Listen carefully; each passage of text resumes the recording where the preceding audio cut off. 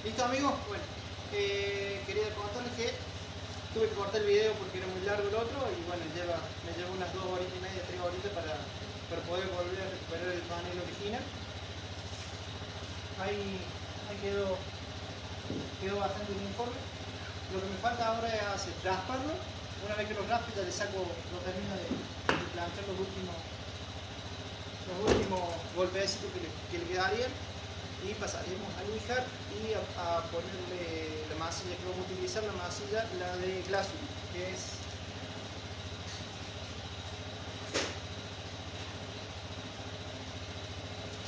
esta masilla de 1,5 kg que va con este catalizador. Esta masilla anda bien y no se despega para la chapa esta que tiene un baño de zinc. Así que, bueno, nada, la pudimos salvar a la puerta y queda la puerta original en el auto y bueno, me llevó un ratito pero quedó mucho bien. Les mando un abrazo, chicos, muchísimas gracias por todo. Chau, chau. Chao.